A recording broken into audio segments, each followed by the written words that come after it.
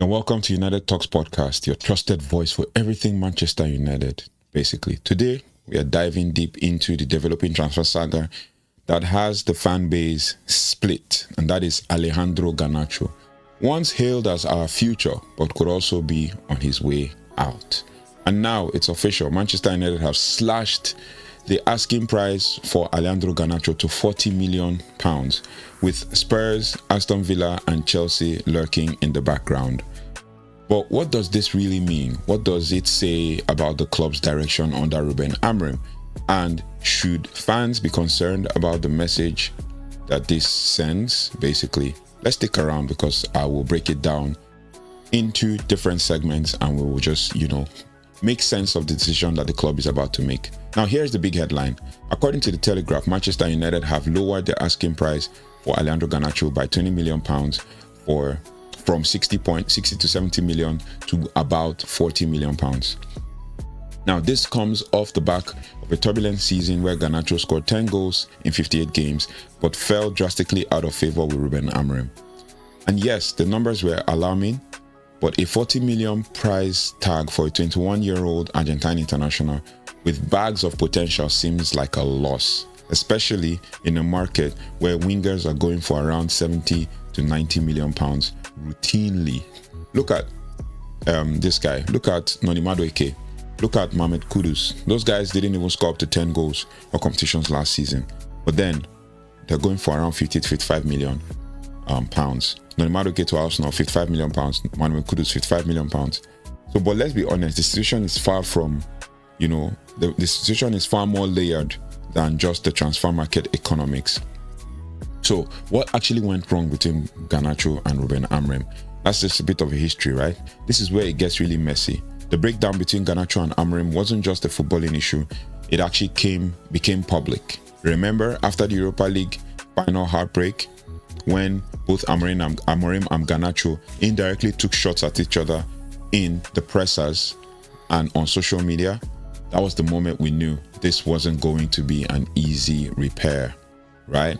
Sources close to the dressing room say that there was a breakdown in discipline and tactical trust. Amorim's system demands structured positioning, high work rate pressing, and defensive responsibility from the wide players, right? And while Garnacho had moments of brilliance, he also often is seen as tactically naive and inconsistent defensively, something Amorim deeply wasn't or wouldn't tolerate, basically. So this wasn't just about performance, it was about philosophy. And probably when Garnacho goes, we're going to do a deep dive into the nitty-gritty of the issues from history, to how it has come to at this point, or to the point when he leaves Manchester United. Now let's talk about money. Why did Man United slash the price? Why lower the price now? For United, it is a desperate move to overhaul the squad after a shocking 15th place finish, and Amorim needs players out before he brings in fresh blood, before he brings in his preferred profiles. Matheus Cunha and Bryan Mbeumo have been confirmed, they've been signed.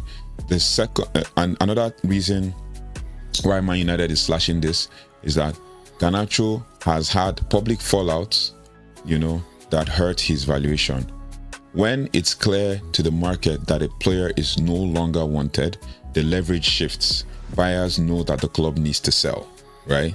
And if Garnacho was wise, or he had wise people around him, it would have been easier for him to just keep his mouth shut and work out his transfer. After the Europa League final, you don't need to talk to the press or do anything or say anything to damage your price. Or your chances. After the Europa League final is done, you can actually, work out your transfer. But then you saying that makes you untouchable by other managers because they don't want to deal with your shenanigans. But it is what it is. Now, the third reason why Man United slashed this price is because we've got limited interest from abroad. Napoli were linked, but Garnacho reportedly prefers to stay in the Premier League. And I understand why he wants to stay in Premier League. He wants to get his revenge against Man United. That's what it is.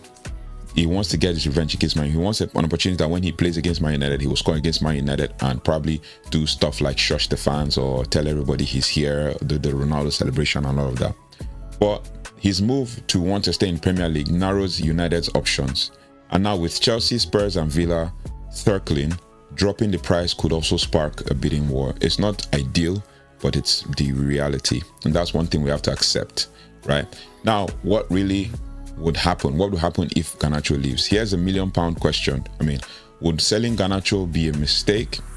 On one hand, he's 21, electric on the ball, and has already shown flashes of brilliance on the big stage. Remember his FA Cup final goal? That was a brilliant goal. Even in the first goal in the 2-1 loss at the Community Shield last season, same thing. He scored the first goal. But on the other hand, he is not Amorim's guy. Remember when Amorim was praising him? Amorim was telling him that he was surprised that Garnacho was good at receiving the ball between the lines, the kind of player he wants because he's good in one-on-one situations. Everything just fell apart. We're going to break it down pretty much later in another video, how Garnacho went from here to here, especially under Amorim. But if the manager can't trust him tactically, then, or if there is a friction behind the scenes, then you risk disrupting the rebuild that Ruben Amorim is trying to make. Also, let's be real, United have failed in the past by holding on to players too long out of nostalgia or potential. I remember when Man United fans were saying that, oh, we have the opportunity to sell Rashford now that now his stock is high, and that especially after that his 30-goal season, and that Man United could cash in. I mean, remember when clubs were very much interested in Rashford, Man United could cash in and it will become pure profit for the club, especially with PSR and everything. And then Man United gave him a 5-year contract. So, and now, especially even another person that had similar situation was Sancho, even though Sancho was just signed pretty much under Ole Gunnar Solskjaer.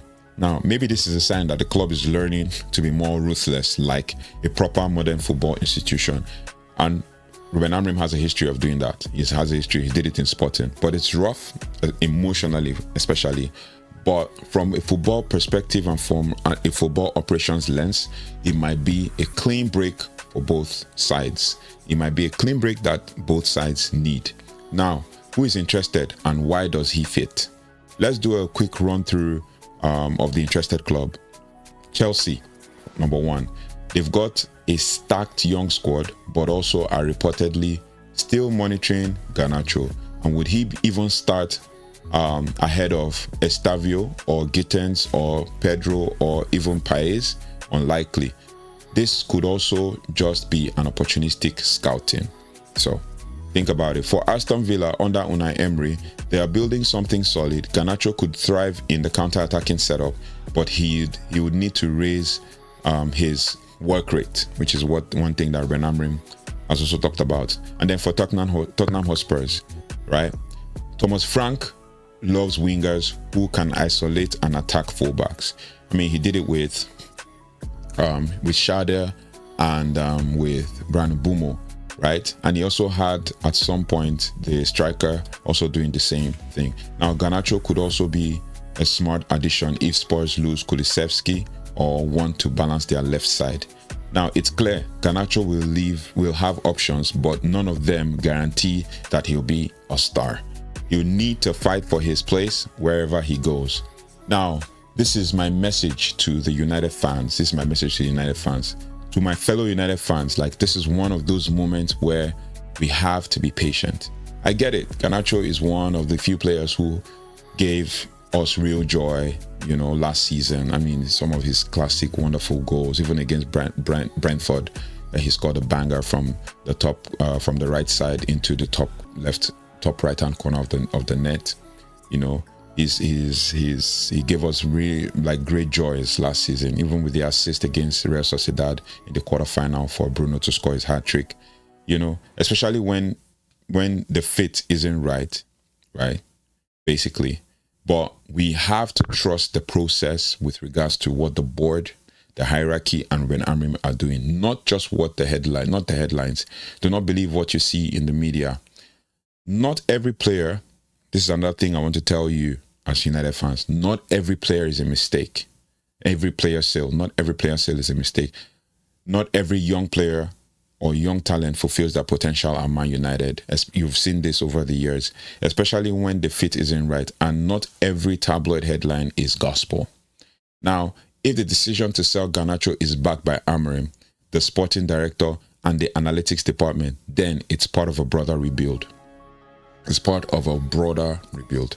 Now, we've long complained about the lack of long-term planning at the club. Maybe this time there is actually a plan in place. So let's give it time. I mean, we've signed two great players in Mateusz Cunha and Brian Bumo. So let us give it time. And hey, if Garnacho turns into a world beater elsewhere, that doesn't mean that this was a wrong decision. You know, this wasn't a wrong decision at all. Sometimes the right move for a player and the club is parting ways. Think about it. What's happening with Rashford now? Him leaving Man United and heading to Barcelona and all of that. So it might be the right move for him, but it's better for both parties, right? Now, on a final thought, basically, the question I have for you guys is, will Garnacho be the latest high-profile exit in the Amorim era, or is this just posturing from United to stir up interest and drive the price up? That's a question for you guys. Now, time will tell, but one thing is for sure. Basically, one thing is for sure: the summer is about cleaning or cleansing, clarity, and courage. 3 C's: cleansing, clarity, and courage for Manchester United. And if you want the full kind of breakdown of transfer window as things are shaping up, and striker plans, you know, the wage cuts and behind the scenes drama, you know, I've made some full length videos, you know, breaking down some of the things with regards to the summer strategy. You know, just search United Talks podcast or search DJ Pablo 1, and you'll find, you know, things with regards to, you know, the rebuild, some of the things that we've said about what Amorim is trying to do. I even did a long form video about the Amorim, his profile and what is expected of him this season. But also make sure to like, make sure to share, make sure to subscribe, make sure to comment, and let me know what you think about, you know, the whole Garnacho situation. But I believe that Garnacho is done at United, and everybody has decided that we have to move on from him. So let me know your thoughts and feelings in the comment section about this, and I'll see you on the next one. Thank you so much to those who have liked, shared, and subscribed. We are hitting new heights in this community, and we're attaining greater, you know, perspectives as a community and growing together. So let me know your thoughts and feelings in the comment section, and I'll see you on the next one. If you haven't already, please do like, share, subscribe, and hit the notification bell so you don't have to miss anything as it relates to Manchester United. Thank you, and I'll see you on the next one. Take care, goodbye, and God bless.